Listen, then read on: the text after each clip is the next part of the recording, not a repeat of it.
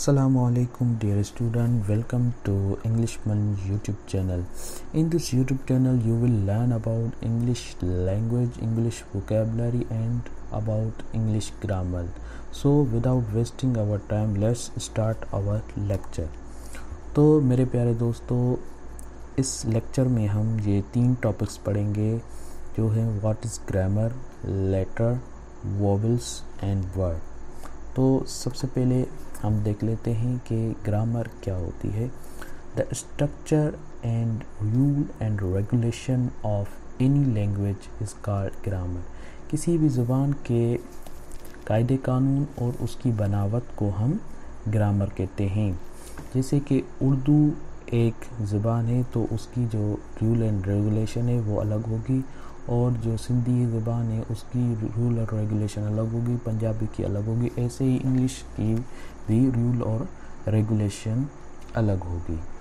तो रूल और रेगुलेशन में हम 3 चीज़ें जो हम देखते हैं वो है स्ट्रक्चर ऑफ सेंटेंस, के सेंटेंस की बनावट कैसे होती है, सेंटेंस बनता कैसे है, ग्रामेटिकल स्ट्रक्चर, उसका ग्रामेटिकल स्ट्रक्चर क्या है, कौन कौन सी ग्रामर उसमें इस्तेमाल होती है, और टेंसेस रूल।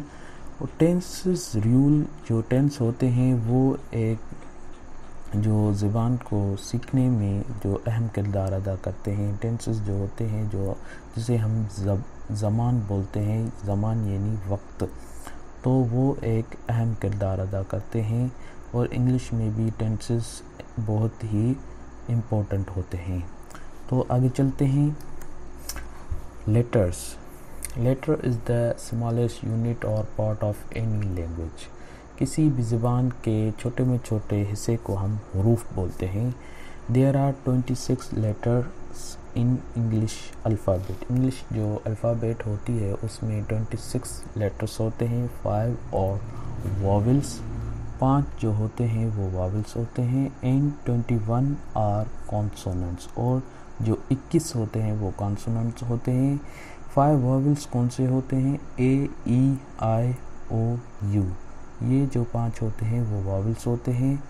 उसके बाद बी से लेके जेड तक इन 5 को छोड़ के बाकी सब जो होते हैं वो कॉन्सोनेंट्स होते हैं। जो हरूफ होते हैं वो किसी भी लैंग्वेज की बुनियाद होते हैं, जो लैंग्वेज को लिखने में काम आते हैं वो लेटर्स होते हैं। उसके बाद vowels. Vowels are used to make words. एक बात आप जहन में रखते हैं कि वोवेल के अलावा कोई भी लफ्ज़ जो है वो मुकम्मल नहीं होगा और उसकी मीनिंग भी हमें नहीं मिलेंगी। जैसे कि हमारे पास एक वर्ड है कैट।